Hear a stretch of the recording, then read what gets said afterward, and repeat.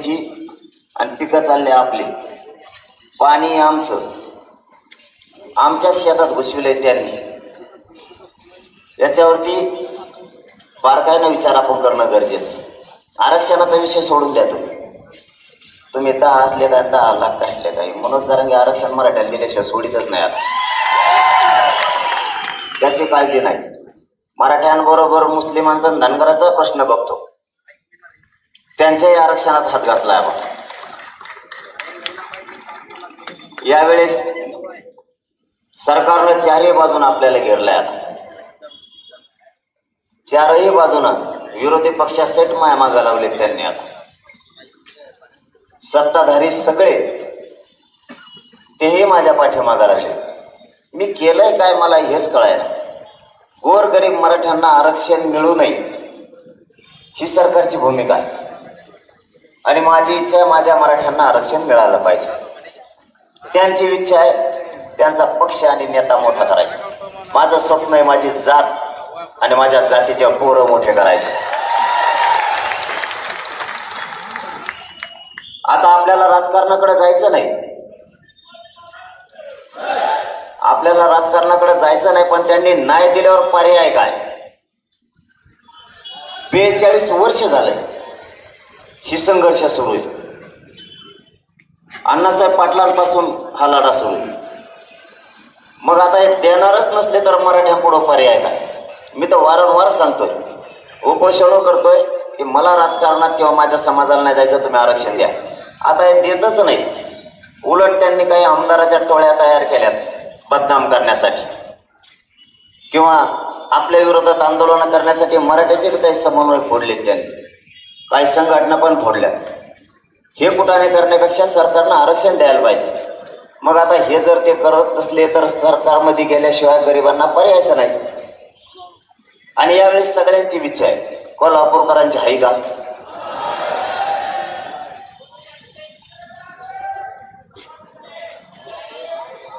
एकोणतीस ऑगस्टला तुम्ही आंतरवाली लिहाच.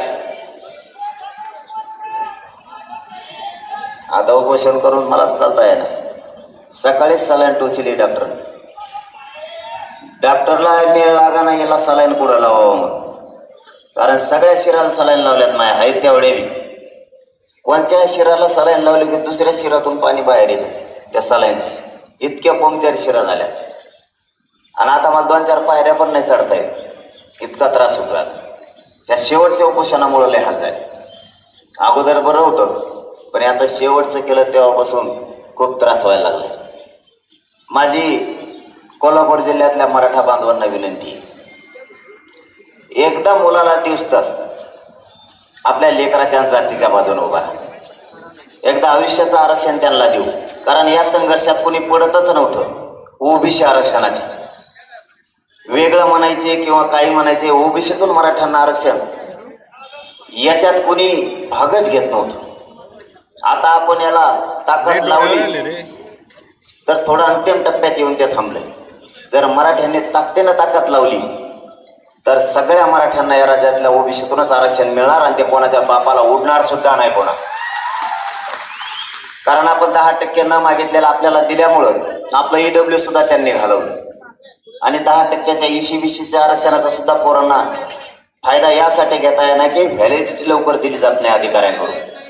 त्यांचेच अधिकारी आणि त्यांची सत्ता असल्यामुळं त्याची व्हॅलिडिटी होत नाही, लवकर मिळत पण नाही. जातीवादी काही अधिकारी मिळू पण देत नाही. कारण मराठ्यांचे पोरं मोठे होऊ नये हे अधिकाऱ्यापासून, म्हणजे काही जातीवादी अधिकाऱ्यांपासून मराठ्यांच्या बी काही नेत्यांना वाटतंय की मराठ्यांचे पोरं मोठे नाही झाले पाहिजे. म्हणून आता आपणच हे काम हातात घ्या. आपणच घराघरातले सगळे मराठी एकजूट व्हा. कोल्हापूर जिल्ह्यातल्या सर्वसामान्य मराठ्यांनी पुन्हा एकजूट करा. जर राजकारणाच्या नादी लागला तर त्यांच्या दबावात जर आलात तर तुमच्या लेकराचं तुम्ही आयुष्याचं वाटोळं करून बसाल. त्याला कोणीही जबाबदार राहणार नाही, कोणीच. म्हणून तुम्हाला विनंती आहे की घराघरातले सर्वसामान्य मराठी एक व्हा. पक्षाला आणि पक्षाच्या नेत्याला मोठं करत बसू नका. आपल्या जातीचे पोरं आपल्याला मोठं करणं आपल्यावरती जबाबदारी आहे. आपण जर प्रत्येक वेळेस नेत्याला पावणा म्हणत बसलो किंवा आपल्या जवळचं जर म्हणत बसलो तर प्रत्येक वेळेस तोच मोठा होणार आहे आणि पोरं आपले सुशिक्षित बेकार म्हणून घरात बसणार आहे. आपण पोरं फक्त शिकवले आणि ते सुशिक्षित बेकार झाले. यांना जर तुम्हाला नोकऱ्यामध्ये बघायचं असेल, उच्च शिक्षणात बघायचं असलं तर आरक्षण दिल्याशिवाय पर्याय नाही. आणि ज्या नेत्याला आपण मोठं करतो तो नेता आपल्या बाजूला बोलायला तयार नाही. मग त्याला मोठं करण्यापेक्षा आपल्या जातीला आणि आपल्या जातीच्या पोराला मोठं करायला तुम्हाला अडचण काय? प्रत्येक जिल्ह्यातल्या मराठ्यांनी आता हे ठरवलं पाहिजे. कारण पोरं श्रीमंत मराठीचे असो किंवा गरीब मराठीचे असो, शेतकरी मराठ्याचे असो किंवा नोकरदार वर्गातल्या मराठ्यांचे असो, आरक्षणाशिवाय त्यांना पर्यायच नाही. हे ज्यावेळेस घराघरात जाईल त्यावेळेस मराठ्यांना राहिलेलं सुद्धा ओबीसीतलं आरक्षण मिळत.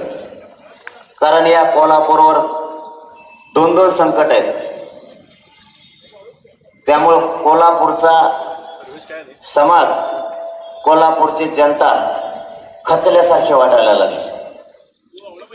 या संकटातून बाहेरच निघता येत नाही. एकीकडून आरक्षण नाही, दुसरीकडून राजकीय नेते सुधरू देत नाहीत आणि तिसरीकडून या पुरानं प्रत्येक वर्षी शेतकऱ्याचा घात करत आणलाय. प्रत्येक वर्षी पिकांचं नुकसान होतं आणि सरकारही भरपाई देत नाही. पंचनामे सुरू झाले का? नाही.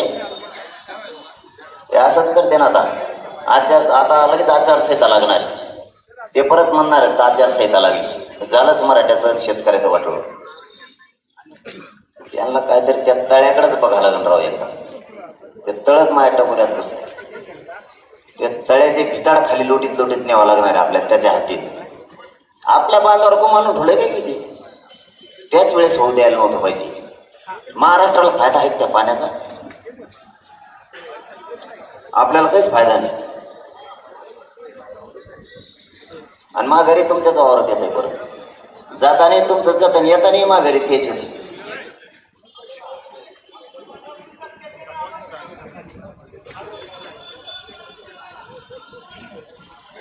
ते कळलं मला.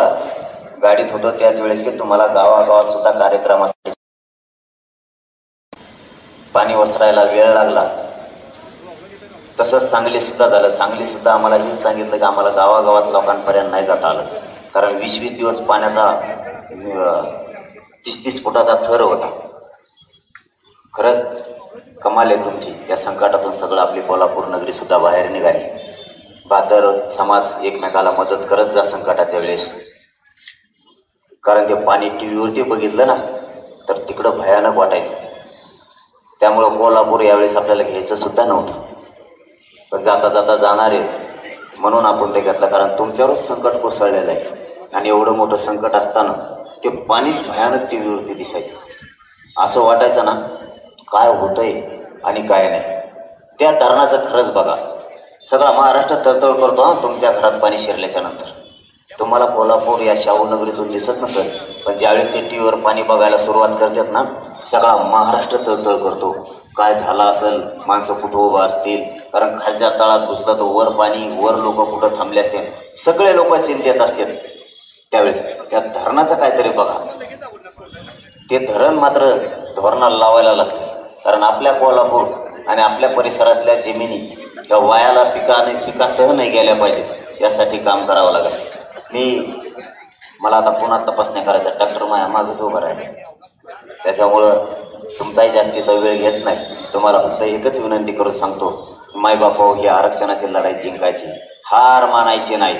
मी मानत नाहीत, तुम्ही सुद्धा मानायचे नाही. तुम्ही तर राजेश्री शाहू महाराजांच्या शाहू नगरीतले मराठे. ज्या राजानं या देशातल्या सगळ्यांना आरक्षण दिलं, मग त्याच्यात मराठा सुद्धा होता. मराठा या जातीयवादी काही लोकांना मुद्दाम बाहेर काढलाय. नसता राजेश्री शाहू महाराजांनी सुद्धा मराठ्यांना आरक्षण दिलं होतं. ते आरक्षण आपल्याला पुन्हा मिळवायचं. त्यासाठी पुन्हा एकदा ताकदीनं आपण सगळे कोल्हापूर जिल्ह्यातले मराठे ताकदीनं पेटून उठा. कारण ही लढाई आपल्याला जिंकायची आणि ती लढाई मी तुमच्या जीवावरती लढतोय. आपण खूप संख्येनं जमला.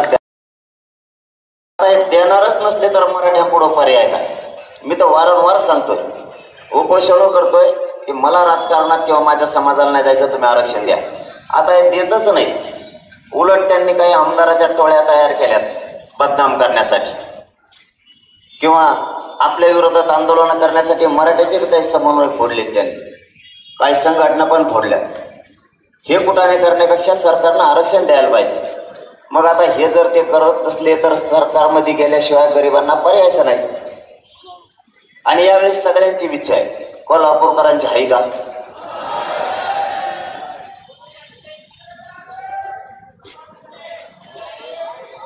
एकोणतीस ऑगस्टला तुम्ही आंतरवाली लिहाच. आता उपोषण करून मला चालता येणार. सकाळीच सलाईन टोचली डॉक्टरला, मी लागा नाही याला सलाईन